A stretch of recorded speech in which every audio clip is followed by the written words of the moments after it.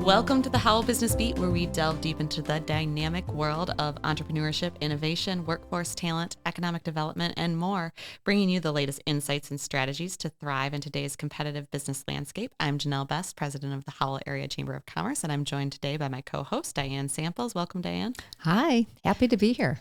And we are here today to have a conversation with Brandon, who is the VP Sales of Stealth Consulting. And Brandon, I'm going to let you introduce yourself and just share a little bit about who you are and what you do at Stealth Consulting. Hi, I'm Brandon Heick, VP of Sales for Stealth Consulting. And my big thing is, getting out into the community, networking with as many people as possible, letting them know what we do as a business, which is business consulting, consulting in your digital marketing world.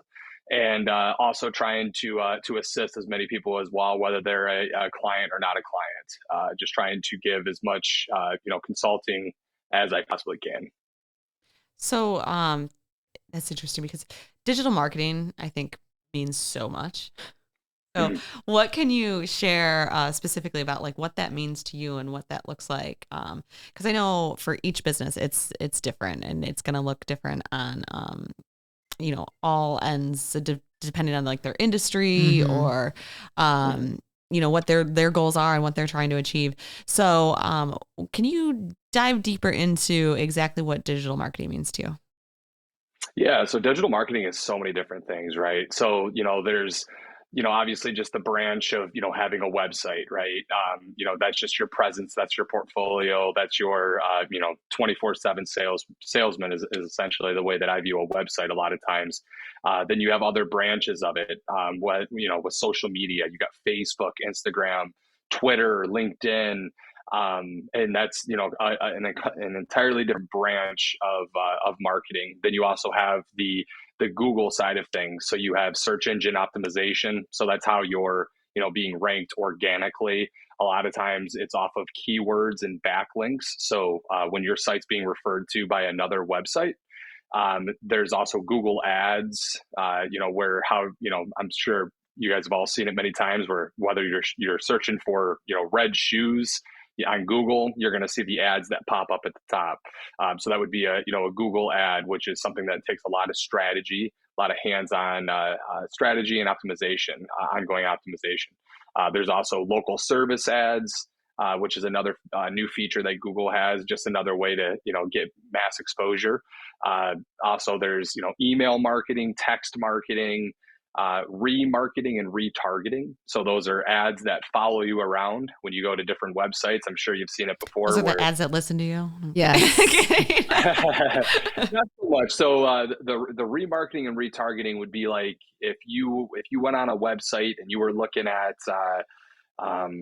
for example, hats. If you were looking at, a website and you were looking at hats, for example, and there was one hat in particular, you're like, you're sitting there looking at it, you don't end up buying it.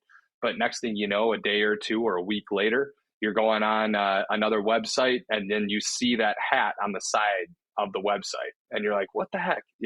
So that's remarketing and retargeting. So that's just, trying to get it to where you're continuously seeing that product. That can be used for an individual product, or it can be used as well, from a company standpoint. The old adage of seeing a logo 10 times, you automatically start building trust within that logo after seeing something 10 times. So it's just natural as a human being. After you see something so many times, your trust is kind of, established and built. So, and then also, from a marketing standpoint as well, I mean, there's radio. Radio is another big component of marketing. Podcasts like we are on today. So there's so many different branches of marketing. There's a lot of conversations that can be had. I'm exhausted. I know. Well, I'm exhausted just listening to you of all the different things, because I feel like as a business owner, I would feel like I have to be doing all of that. And if I'm not, I'm missing the boat, or I'm not capturing my target market. So how do you help a business through that?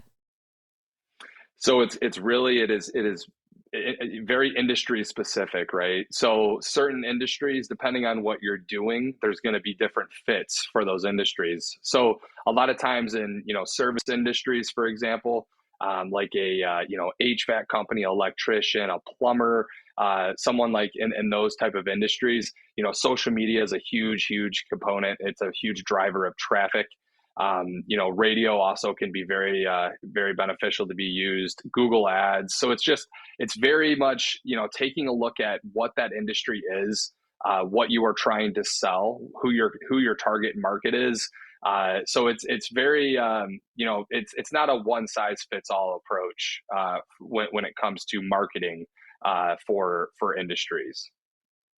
For sure. And I do. I mean, it is exhausting. There's so Mm-hmm. many things out there, and it's challenging to narrow it down to determine, because we can't do them all. Exactly.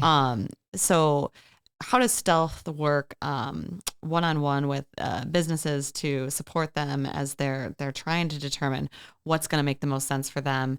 And like, what is your kind of target business size to work with? Because,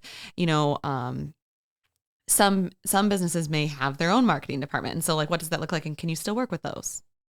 Yeah, it's a great question. So I'll start with kind of our the right businesses that fit the mold for us. So we really like to work with companies that are doing primarily like $1 million minimum. So it's anywhere between the 1 to 20 million is kind of our sweet spot. Also, companies that are really looking to grow. Looking at more of like a 5 to 10x approach from a growth standpoint, rather than kind of just keeping enough business coming in to kind of keep the lights on, typically is not a right fit for us. Um, from an industry standpoint, we're not limited to any industry in particular. So, we're talking with companies right now that are, in the furniture industry, restaurant industry, the electricians, HVAC companies, plumbers. It's a very wide range of who we are talking to, and who we're having conversations with. Kind of how the process goes, and this is something that I would like to offer, all business owners even, is, if you are doing and you're doing from an annual revenue standpoint of $1 million minimum or more. One thing that we like to offer, and this is a completely free thing that we do, is it's called a deep dive that my company does. So what Stealth will do is, there's two ways to go about it. One, we can get access to your Google Analytics, and all we need is viewer access to your Google Analytics. We will put together a report for you to, show you, whether there's some issues on your website. There could be text issues that is hurting your ability to rank organically on Google through SEO. We also give you some low hanging fruit. So some things that you can take to your digital marketing company, or if you have somebody internally, just some pointers and helpful things to kind of, to get you, to kind of, get you going in the right direction. The next process that we do that is incredibly beneficial is Stealth offers, it's called Blueprint. And what Blueprint is it's a 4-hour meeting that we have with you and your team and my team. And during that process, it's very in depth, right? So we're going from top to bottom. We're getting very granular within your business, figuring out your, obviously the services that you're offering, the targets that you're trying to go for, trying to also very much understand your cost to make sure that your margins are in line. And during that Blueprint process, it's a 4-hour meeting. It gives us, as of right now, we're saying about a week right now for a turnaround time to get that blueprint back. So we then present you that blueprint, and it's a 2-hour meeting. In that 2-hour meeting, I mean, we lay everything out for you guys. So it's, we can even, we'll write the copy of what your ads really should be saying, the pitch, how it should be said, what channels you should be targeting, budget. I mean, it's very detailed. I've been in digital marketing for a long time. I have never seen anything quite like it. Is it like a software you It's guys a really fun use, thing. or is it like No, really no. just a one-on-one? learning? it is a one-on-one thing. So the owners of my company actually they created a very successful digital marketing company here in the state of Michigan, High Level Marketing, and they turned that into a $22 million company. They ended up selling the company and wanted to get more into the business consulting end of things. So they very very bright guys, and they John Bowerman is actually the one that really does that, that deep dive. It's very hands on, and does the report by himself essentially, and puts together a very very comprehensive report for that business. So, Um, to go back to that digital marketing company, or if you have somebody internally that's running your marketing. so what if you don't? So like if you don't have that digital marketing person, but now you've got this great report with like this great direction, Right. then what? Mhm. So a beautiful thing that we do is, if we were to work with each other from a ongoing consulting side, or if we do Blueprint in general, we then in a situation like that, we have partners that we work with that we can refer that business over to. The nice thing is with Stealth, and one of the best features that I feel that we offer is we make digital marketing companies, we hold them accountable, we hold their feet to the fire. So what we see fit from a cost standpoint, what we see fit from a cost per lead CPL, if that digital marketing company is not hitting those numbers, we it's all about holding them and keeping them accountable. If they're not hitting those numbers, hypothetically, we will pull that contract and we will give that to another one of our partners. And at the end of the day, we have a lot of trust in our partners that we are working with. And if they're not doing the job that we see fit, we're no longer going to be referring and giving them, the business, consistently, and having that sales arm for them. So that is how that would work. So if you don't have a digital marketing company, we can find one that is the right fit for your company, your industry, and what you are trying to go for. And along the steps with you, because it can be very scary, right? Mm-hmm. Mm-hmm. Especially with trying to find a company that you can trust, and that for a fact they are going to deliver, because there's unfortunately a lot of digital marketing companies out there that promise the world, and then after 2 or 3 months of working with them, you're kind of deflated, because you're like, I feel like this is not what what I signed up for. For sure. Yeah. And from a consulting standpoint, is this a one and done, or is this kind of an ongoing nurturing process? This is an ongoing thing. So a lot of the clients that we work with, the way that we kind of paint the picture is it's kind of it's typically a 1 to 2 year process. So our goal is, after 2 years of working with us from a consulting side of things, that you should have a lot of confidence to kind of spread your wings and be able to do this on your own, and not need the consistent ongoing consulting. But then there's other people that we work with that they're like, you know what, I don't see us ever not working with you guys. There's just a comfort side to it. So the way that I kind of view us as a company is essentially we're like a fractional CMO.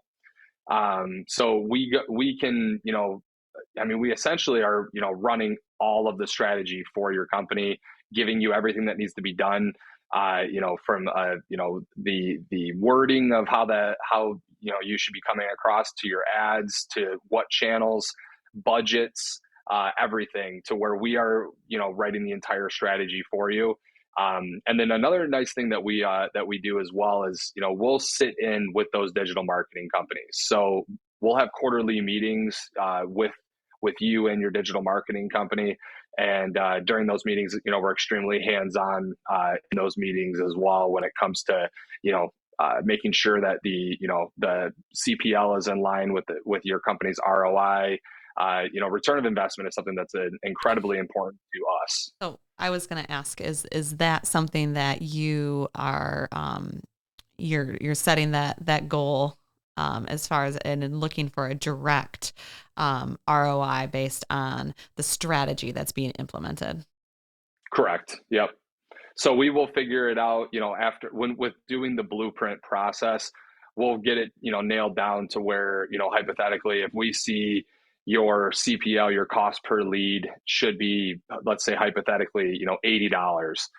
We'll make sure with working with this digital marketing company, whoever we find is the right partner, that cost never goes above $80.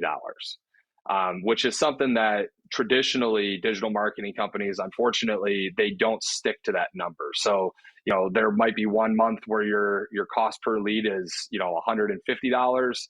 2 months later, it's, $300. And then later on in the year, it's down to, $70 again, in that range. So it's just more so making sure that there's consistency, throughout the entire year is very, very important. And just making sure that ROI is, always top of mind with these digital marketing companies. So did I hear you say that you work with chambers of commerce for free? Kidding. I would love. That's pretty funny. I would love to. I would love to consult you guys. I was like, wow, where are you going with that one? No, I would love to work with you guys. Absolutely. No, it's just fascinating. I love that this is what you guys are doing. I think it's a tremendous service for business because navigating this landscape is so challenging. But it's going to lead me into my next talking point, which is I was going into nonprofits. So for the businesses that maybe are either teetering or on the fence, or maybe just don't have the budget to support something, or that are not falling into this range, what's something that what's like a common business mispractice, right? Like something that they could take away from this, or that they need to stop doing, or something that they could implement immediately based on the conversation that we're having today. Yeah. So one big thing is, a lot of companies are working with a digital marketing company in one shape or another. So one thing that is very important to ask, that a lot of, and I mean a lot of, 90% of businesses that I talk to on a daily to weekly basis, they have no idea when I ask this question is, what is your CPL? What is your cost per lead? And that is something that every business owner should be asking their digital marketing company. Or if they have an internal, somebody internally that's running it, maybe it's a small mom and pop, 5-person team, always be very, very focused on your cost per lead. That is, at the end of the day, that is going to be your number one, hitter right there. Making sure as well, if you are running like a Google ad campaign, for example, or just an ad campaign, it could be a Facebook campaign, Google ad campaign. YouTube ad campaign is another one that I failed to mention earlier, is another channel of marketing is YouTube advertising. So one thing that a lot of companies that I find consistently are not doing is, if you are running an ad campaign, make sure that when you have that ad, wherever that's taking people to, make sure you have a landing page that is built, that is designated for whatever that service might be. So if you're running an ad for, 30% off gutter helmet, for example, for your gutters for, the month of September or October, you want to make sure when somebody clicks on that ad that it is going to a landing page. So it's a one-page website that is designated for 30% off gutter helmet. So there's no confusion, because one consistent mistake that I see companies make all the time is they will have an ad campaign running. You click on that ad and it just takes them to the website, to the homepage of a website. That's a great way to lose money, because at the end of the day, people, especially in 2023, almost 2024 now, people don't have patience, right? So if they click on an ad and they see something 30% off or whatever the ad, the offer might be, they click on that ad and it takes them to a generic, homepage of a website. There's a lot of frustration that kicks in within 5 seconds, and there are statistics that back this. They're gonna jump out of your website and they're gonna go to one of your competition. So making sure that you have it very direct and very precise to where there's no confusion, the offer is right in front of the individual, and then that's going to make it to where there's a much higher chance that you actually close that lead. That's a great piece of That advice. is really that.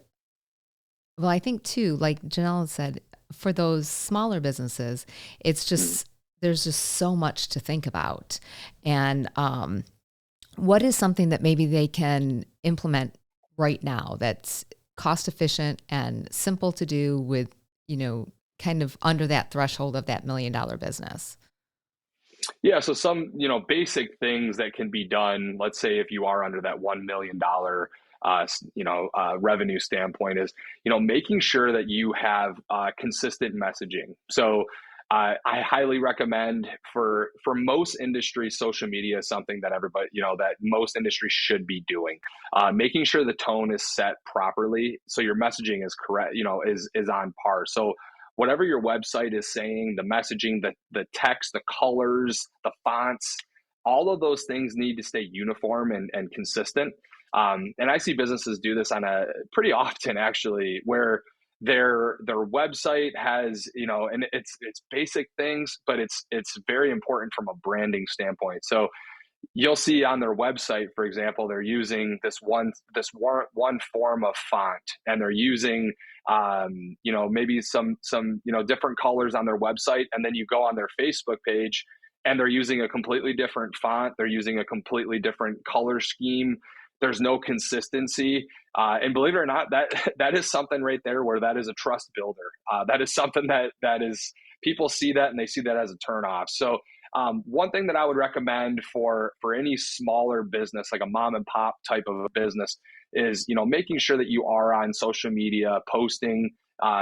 Depending on the industry, and feel free to call me too. I have no problem with talking to somebody that's doing under $1 million and give advice. I can point you in the right direction of some companies as well for free. I'm not gonna ask for money. I want to help people out. I'd love to get you to 1 million plus, and then maybe we could work with each other. But getting it to where you do have a voice out in the community, having it to where you're having consistent posting as well. You don't want to spam, so you don't want to be doing typically 7+ posts a week, but somewhere in between the sweet. I find a sweet spot of typically around 3 to 4 posts a week is a very healthy balance. Making sure it's engaging content too.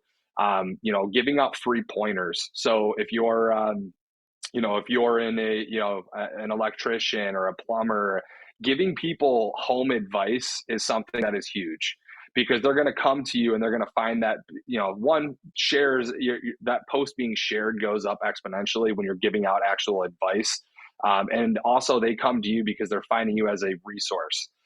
If somebody is viewed as a resource, the chances of you going to them when that time does come and you need your roof redone, or you have some electrical work that needs done, or whatever your industry might be, if you're being viewed as that resource of I'm a helpful resource, the chance of you getting business with that person at one point or another goes up exponentially, and also from a referral game standpoint. So I would definitely say social media is a big one, and it's a big one for most industries, especially B2C, so business to consumer. B2B is a little bit different from a strategy standpoint, but I would say social media is one of them that I would highly recommend doing. And also, another pointer that I would toss out is, very much stay away from using stock images. So that is a big one. If I'm sure you guys see it all the time, where you go on a website or you see a social media post and you can tell what is a stock image. So something that it's not a legitimate photo that you took, that of your people, of your staff, of your crew, or whatever that might be. So that's another huge trust builder, is people want to see who is actually they're going to be working with, or who's going to be coming to their house. A lot of times in service industries, it's a very intimate thing, right? To where you're coming into my home, I want to see who who actually works for the company. I want to see who could be potentially coming to my house. Another thing that I would recommend as well, to smaller business owners, the amount of business. So I've been in digital marketing myself for over 7 years. The amount of business that I see, and this is from small to large businesses, that the amount of lost business by not answering your phone is unbelievable, especially in service industries, small mom to pop, under 10 employees. The amount of business that is lost by not answering your phone because you're out on a job and you're working and you don't have time to answer that phone. Making sure either you have a phone answering service that is picking up these calls for you, or actually a software that Stealth Consulting offers, it's a missed call text back. So if you were to, for example, get a call, somebody's reaching out, they're calling you, you do not answer because you're doing your job, right? You're out on a job site, you're talking to a customer, whatever it might be. You don't lose that opportunity for that business. So missed call text back would be if somebody calls you, you don't answer within seconds, 3 to 5 seconds after that phone call ends, a text message will then be sent to them automatically that says, "Hey, so sorry for missing your call. Whatever company you are with, this is and then you can actually engage in a conversation that way to where an opportunity is not lost by not answering your phone. So that's another one that I highly recommend is getting some type of an answering service if possible. There's a lot of low budget options for things like that. Just making sure that you're not losing those opportunities because, especially if you're paying for ads, you're paying for leads, the amount of lost business that just by simply not answering your phone, it's Mm-hmm. it's alarming. I've seen it for a long time. One other I would like to add, and would be re-engaging with your clients. So whether you've been in business for 10 years or you've been in business for 3 years, um, if you've worked with somebody and you have that data, you have their email address, make sure that you're re-engaging with that customer. So set up an email campaign to where you're tapping into that business, which is something that, I mean, 7 out of 10, 8 out of 10 businesses do not do. Is they're always hunting for business. I need more leads. I need more leads. But you don't realize how much business that you're sitting on currently because you've worked with them in the past. Maybe it's been a year, maybe it's been 3 years, whatever it's been since you actually worked with them the first time. Re-engage with them, and that can always turn into business with you again. And that's something that's a mispractice that I see consistently is not re-engaging with that base. Yeah, those are Those are great great idea. suggestions. Yeah, Yeah, great and very takeaways. easily to implement. Yes. So Yes. thank you And it's so all much for. about, Yeah, go ahead. yeah, no problem. Thank you so much for sharing. We do have one last question for today, because we talked Yeah. about some of the things that businesses can implement. And as we're talking about businesses, they're always facing challenges, especially as it relates to, there's a multitude of things, but, there's always hurdles that we're looking to overcome. So, what are some common challenges you see businesses facing as it relates to what you do, and how do you see this evolving? Could you maybe rephrase that question a little? Yeah, it's just kind of what businesses, what challenges they face in digital marketing, and like what are common themes and threads you see with that, and how do you see that evolving as that landscape evolves so quickly? Um, so I mean, a lot of it is just one one one of them is honestly it's just having too much trust in what your investment currently is going towards, and having too much trust within that digital marketing company or the marketing person that you have running your campaigns. It's a very much of a hands-on approach that really needs whatever kind of an ad campaign that you are running. I'm talking weekly to bi-weekly optimization, so changes that need to be made consistently. One big thing too is things are very much going video, right? So getting involved in video, including video in whatever you may be doing, I mean, it's crucial. It's only growing. I see it growing more in the next 2 to 3 years, even more so.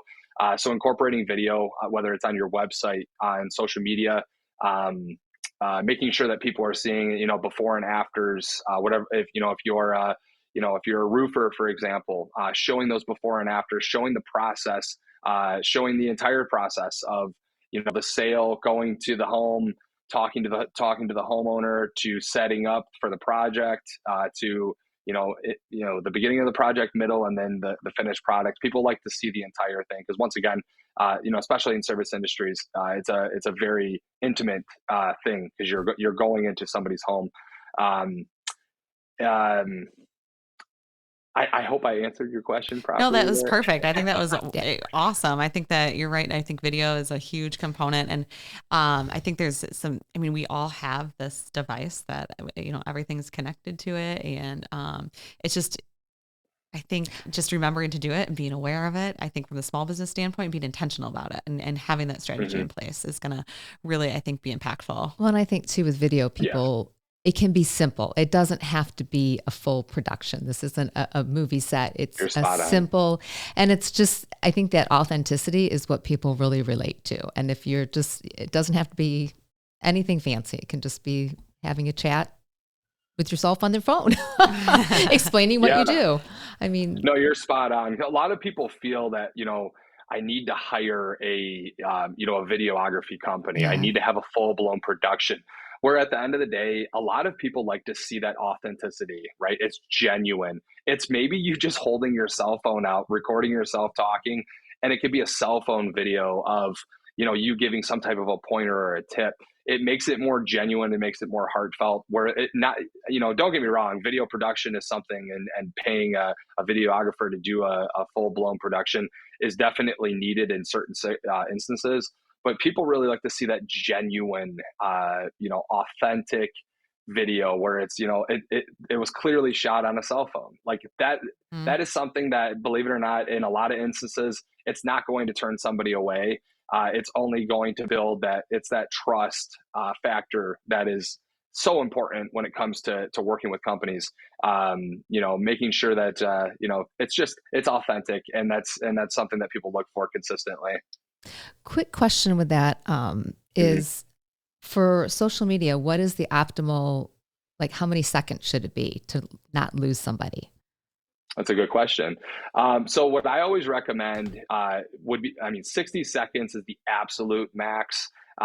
It's more so your kind of your sweet spot would be kind of 30 seconds and Hmm. under. Just because, as time goes on, I feel like our attention spans are kind of going, it's shorter and shorter and shorter. So just making sure that there's short little video clips, which is also nice too. I mean, to where you don't have to sit in front of a camera. To be honest, if somebody puts out a 10 or 15-minute video, a lot of times, you're not going to see somebody watch that and Right. completion from start to finish. Hmm. So if they're little segments to where it's, helpful pointer of the week, or pointer Monday, or whatever it might be, people will sit there, they will engage it, they will watch it. But yeah, I would say kind of your sweet spot would be kind of 30 seconds and under. 60 seconds would be at the absolute max from a social media side of things, unless it's something that is unbelievably engaging. But even then, it gets it hard. It's very hard um, to sit there and watch. What one other thing that I do want to toss in, and I know because this, with this being edited, would be another helpful pointer for small business owners and just business owners in general, is making sure that you are consistently building reviews on your Google My Business listing. So your GMB, your Google My Business listing. So consistently building those reviews are so crucial. So don't be afraid to ask for reviews, whether it's a mailer, whether it's something that you have your salesperson reaching out and asking. Make sure that you are getting those reviews and building those reviews. And another very, very common mispractice that I see consistently is not responding to reviews. Mm. So whether it's good, bad, ugly, and whatever it is, make sure that you are responding to those reviews. Google views that very positively because they want to see that you are engaging with that review, whether it's good or bad. And I know how hard it can be. I know how hard it can be, especially where I see it all the time where businesses will get a bad review, and they're like, I never even worked with this person, or the individual called us up, our price didn't work, and now they left us a bad review. Still respond back on that review. Just bite your tongue, but respond back. It will only help your business in the long run, from an organic ranking standpoint. So that is another point that I would really like to toss out there, is just make sure that you're consistently building reviews and respond to all reviews. It's very important. That's great advice. I'm giggling because they do a great job of that here. All the guests that come in the studio, they ask them for a Google review, and Oh, so good. yeah, See? review them on Google. That's too funny. No, so that's enough. fantastic. Really great pointers. But thank you so much for joining us today, Brandon. We look forward to working with you more. And thank you all for tuning in. Thank you, Diane. And we'll catch you next time on the How Business Beat.